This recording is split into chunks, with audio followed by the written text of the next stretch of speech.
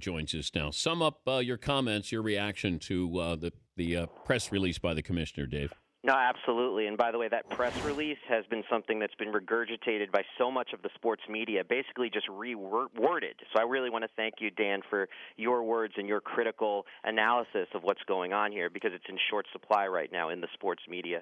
Look, I think you have to separate two things. Like, I'm a father of two small children. You can be profoundly repulsed at what happened to this 4-year-old child of Adrian Peterson and also see what Roger Goodell is doing as a profoundly cynical exercise in personal and professional brand rehabilitation, basically using a beaten 4-year-old child as a stepping stone to reclaim the moral high ground that was lost after the Ray Rice scandal. I mean, this is shock doctrine 101. You take a horrific incident like this, and then you step forward and say, well, wait a minute, I don't need to deal with the NFL Players Association. I don't need to deal with any of the moral implications of what my league does.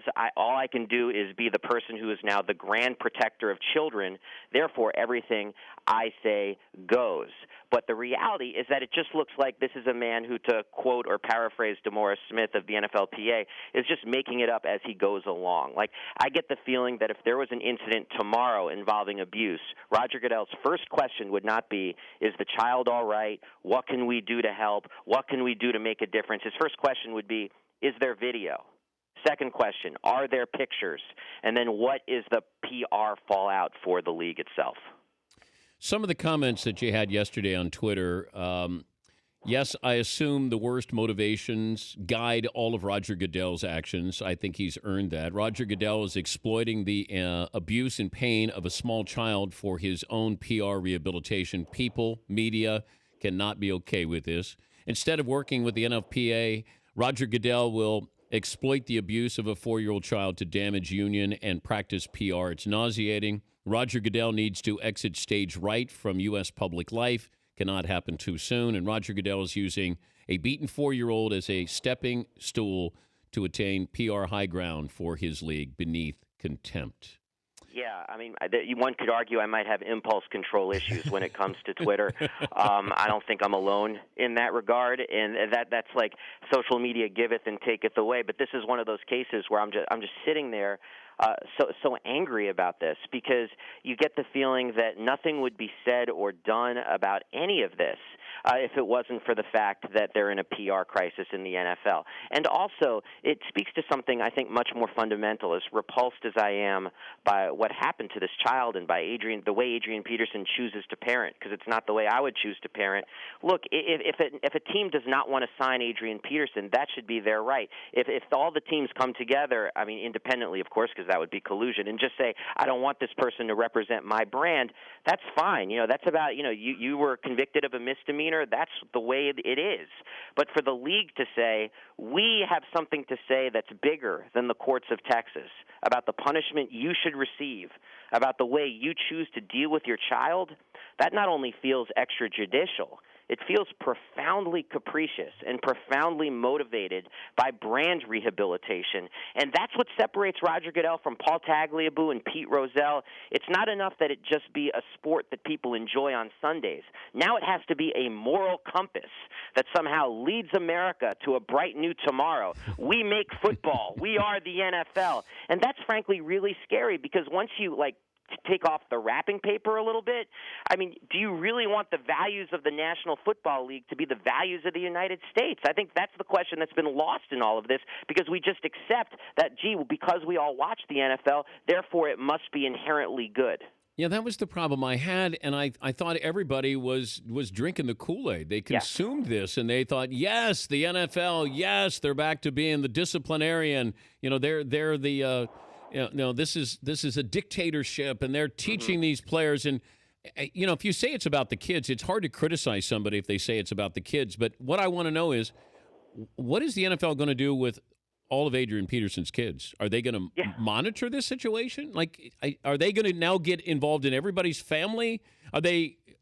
Can I say, and maybe I apologize if some of your younger listeners aren't going to get this reference, Dan, but I really think that Roger Goodell thinks he's Mr. Drummond on Different Strokes.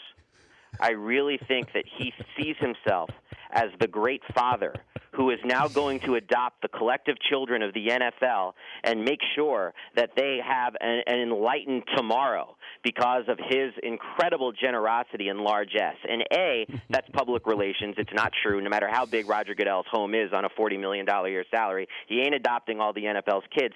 And B, I think it gives off a profoundly paternalistic message about how people should view NFL players.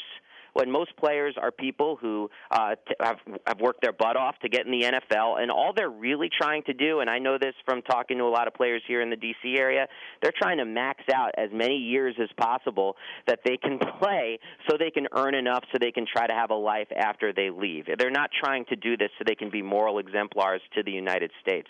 And frankly, it's so interesting to me that Roger Goodell brings down this particular hammer the same week that the Drug Enforcement Agency raids 5 NFL teams to find out if they're giving out prescription opiates as if they're M&Ms and using syringes as not-so-happy endings at the end of physical therapy. Because that, to me, is the real value system of the NFL. Novocaine you're behind and get out there on Sunday, no matter what the cost to you or your physical health. And the idea that, no, what the NFL is really about is saving the children, I mean, that's brand management. And, yes, people are drinking the Kool-Aid.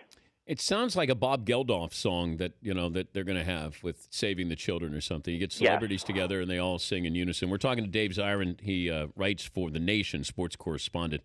But is this all about Ray Rice here, Dave? Oh, yeah. It's 1,000% about Ray Rice. The number one statistic that people should just carry in a little card in their pocket is 56 NFL players arrested for domestic violence under Roger Goodell, 13 games where they were suspended combined. What made the 57th different than the previous 56? It was caught on videotape. End of story, full stop. It becomes a PR problem. And then Roger Goodell finds himself in this stumbling, bumbling, fumbling situation where he's making it up as he goes along, when clearly the smart thing to do from a business perspective, and I think from a moral perspective, would be to sit down with the NFLPA and basically share the burden of these problems and have it very clear, like, okay, you're convicted of a misdemeanor, these are the number of games you have to miss. You're convicted of a felony, this is the protocol you have to go through. And so it doesn't just look like what's better or worse for PR, because then you know what you end up doing, Dan, is you end up actually trivializing domestic violence. You end up trivializing child abuse, which is definitely not the message the NFL should be sending. Would you have reinstated Adrian Peterson and put the onus on the Vikings to do what they wanted to do with him?